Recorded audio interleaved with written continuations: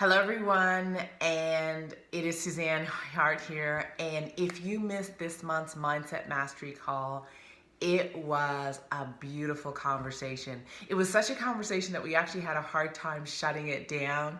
And we usually go an hour, and we were still going, and we were trying to wrap, but the conversation was amazing. What we talked about was this concept called creating a clearing. And a clearing is actually space. And consider that if you're up to anything, whether it be your health, whether it be starting a project, a business, that you can't do it with the same environment, the same mindset, the same schedule that you have now, because you need to create space in your life for whatever this new thing is. And so on the call, this is our health focus call, and we're talking about a mindset that really moves your health forward. We were really talking about people who have taken on their health and wellness, and they're choosing to bring their health to a next level. And we were talking about this concept of creating a clearing.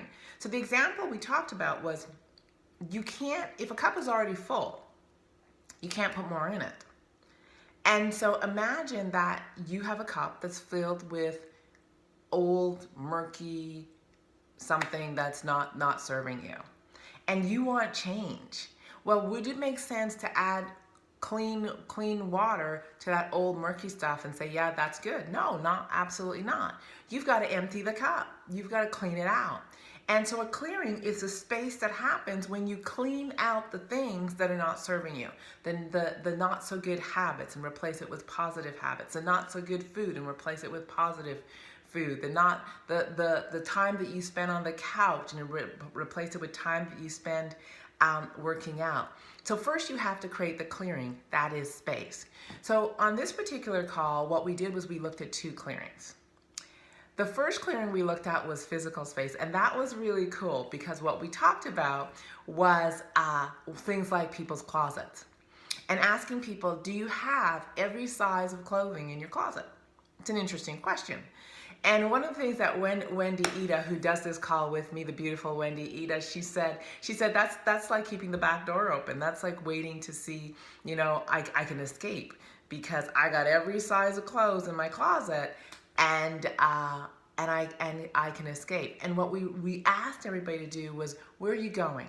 And as you decrease and you get to whatever fitness level you want, and you change, is to take those clothes out of your closet and contribute. Give them to someone else. And that actually just draws a line in the sand and says, I'm not going back. I'm on my way forward. I'm moving towards the vision I've casted for myself. So we had that conversation, and people were laughing. You know that nervous laughter when you know you've been busted, because in their minds they're looking in their closet going, oh my God, I have some from size 4 to size 12. It's time for those things to go. So that was one of the things we did. Then we talked about cleaning out your closets, right? Your cupboards in your kitchen and your fridge.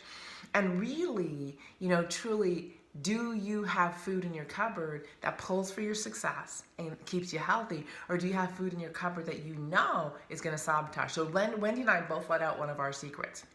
One is we both do our grocery list before we go to the grocery store, and we only bring into our homes healthy foods. We only bring into our homes food that will allow us to win in our health and fitness, even our snacks. All right. And before we did that, we cleaned out our closet. So people come to my cupboards and come to my home and they go, my gosh, you don't have anything fun in your cupboards. No, I have nutritious, fun things in my cupboard. A little distinction. I have nutritious things that serve my body in my cupboard. So this is actually what the secret is. If I desire a snack, I actually have to get in my car, drive down the road, and get a snack. What it allows me to do is to powerfully choose that snack, and then I make it an experience. So I always talk about carrot cake because I love me some carrot cake, particularly Mama J's carrot cake. OMG, that girl can make a carrot cake.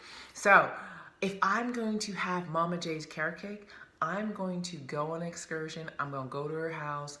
I'm going to have me a glass of wine or my favorite coffee. I'm going to cut a slice. I am going to savor every bite of that cake.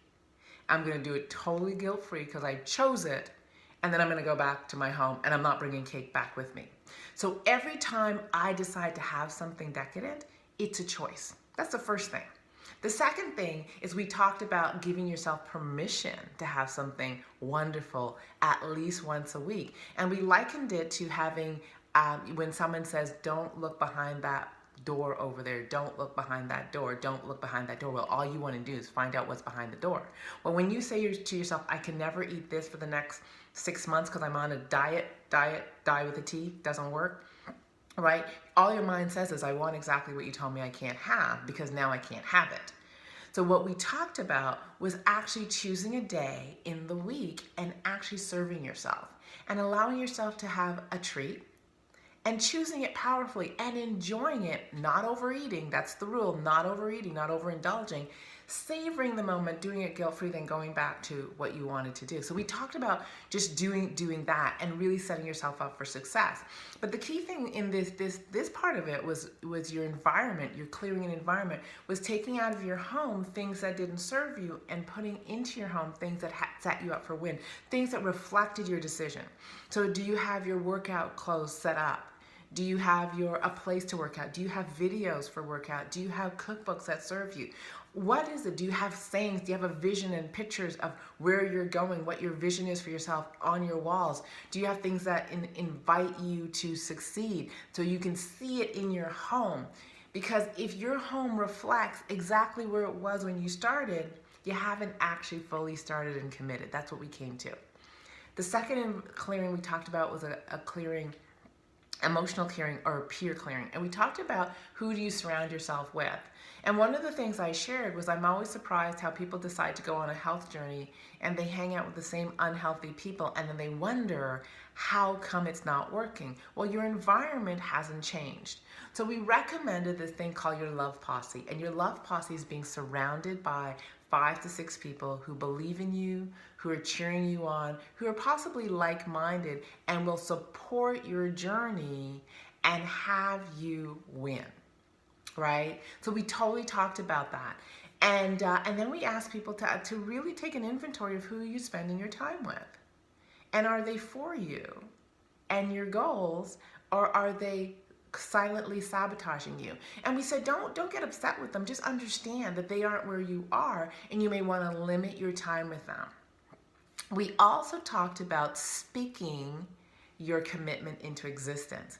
And speaking your commitment into existence simply means telling those people that you trust, telling those people that influence your life so they can also support you in creating an environment that pulls for your success. How many times have you had people sabotage you because they didn't know that you started? Right? So part of it is limiting the time that you spend with those people that are your naysayers and who tell you you can't because they aren't for you, and really spending more time with those people who've got you, who tell you you can, who hold you accountable, and putting your energy there and speaking into existence your goals so that they can support you. So we talked about that. So we talked about those 2 clearings. Next month, we're going to talk about a clearing in time, which is built within your schedule. And that is a powerful discussion. So hopefully you'll join us. But that was the summary, and my commitment is to always summarize the call so that if you missed it, you have an idea of what we talked about. We did a deep dive. The conversation was amazing. The environment was great. And the goal is to create an environment of like-minded people. These are people who are entrepreneurial in spirit, visionary, highly successful, driven individuals who believe they can have it all, but they don't want to do it at the expense of their health. So we create this environment where we put our health first. It is the foundation for what we do, and we keep it moving. So join us. Take care. I'll talk to you next month. Bye-bye.